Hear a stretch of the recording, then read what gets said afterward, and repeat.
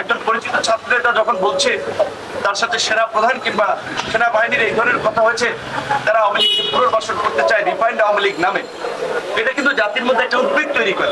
এই গণ অভ্যুত্থান আপনারা জানেন যে রাতারাতি হয় নাই, এর জন্য বিরোধী দলসমূহ গত 16টি বছর ধরে সংগ্রাম করেছে।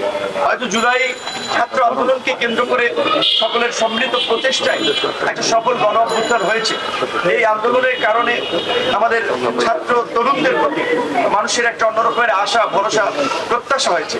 সেই আন্দোলনের নেতা হিসেবে এখানে আপনার অনেকেই আছেন যে যারা বেশ খুবই পরিচিত, তাদের একটা কথা মানুষ খুবই গুরুত্ব দিচ্ছে। সেই জায়গা থেকে আমরা গত কয়েকদিন ধরে বিশেষ করে নতুন যে রাজনৈতিক দল, সংশ্লিষ্ট ছাত্র নেতাদের যে কিছু বক্তব্য আমরা শুনলাম, যেটা দেশের মধ্যে একটা চরম উদ্বেগ উৎকণ্ঠা তৈরি করেছে। একেবারে সাধারণ মানুষ থেকে প্রশাসন সর্বত্র একটা আমি অস্থিরতা লক্ষ্য করেছি গত কয়েকদিন ধরে। কারণ তারা আন্দোলনের পরিচিত মুখ, তাদের নেতৃত্বে, তাদের ডাকে সকল মানুষ সাড়া দিয়েছিল, সমর্থন করেছিল। তো এই ছাত্ররা যখন, একজন পরিচিত ছাত্র নেতা যখন বলছে তার সাথে সেনা প্রধান কিংবা সেনাবাহিনীর এই ধরনের কথা হয়েছে, তারা আওয়ামী লীগকে পুনর্বাসন করতে চায় রিফাইন্ড আওয়ামী লীগ নামে, এটা কিন্তু জাতির মধ্যে একটা উদ্বেগ তৈরি করে।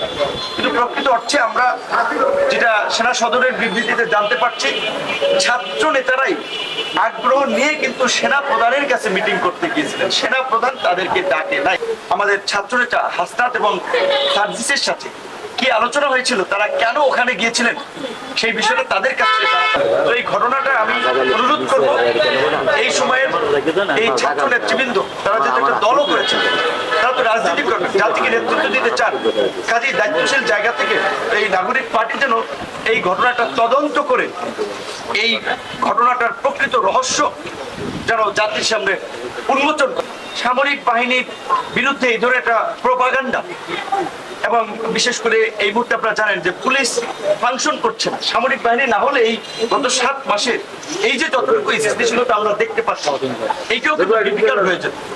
এখন আমরা দেখেছি যে রাজনৈতিক দলের নেতৃবৃন্দের আগেও সেনা প্রধান কিন্তু একটা পরিষ্কার বক্তব্য দিয়েছিলেন যে 18 মাসের মধ্যে জাতীয় নির্বাচন হতে পারে। একটা অবাধ, সুষ্ঠু, নিরপেক্ষ নির্বাচন তথা বাংলাদেশকে এগিয়ে নেওয়ার জন্য আমাদের একটা জাতীয় এবং সংহতি প্রয়োজন। সেখানে আপনি যদি সেনাবাহিনীকে এক্সক্লুড করতে চান, অতি কথন কিছু বুদ্ধিজীবী, তথাকথিত বুদ্ধিজীবী, তাদের আমরা দেখতে পাচ্ছি তারা কেউ কেউ বলছেন ছাত্র জনতা সৈনিকদের অবহেলছেন, মানে অফিসারদের ভূমিকা নেই, অফিসারদেরকে এক্সক্লুড করতেছে। মানে 75-এ যেমনি ভাবে আমরা দেখেছি সামরিক বাহিনীর মধ্যে একটা অস্থিরতা তৈরি করা, এখনো সামরিক বাহিনীকে টার্গেট করে একটা অঘটন ঘটনাটা পায়তারা চলছে। এই বিষয়ে দেশবাসী সহ রাজনৈতিক মহল সকলকে আমি সচেতন হওয়ার আহ্বান জানাবো, এবং মাননীয় প্রধান উপদেষ্টার প্রতি আমি আহ্বান জানাবো যে যদি সম্ভব হয় ঈদের আগেই আপনি এই চলমান পরিস্থিতিতে একটা জাতীয় সংলাপ ডাকেন।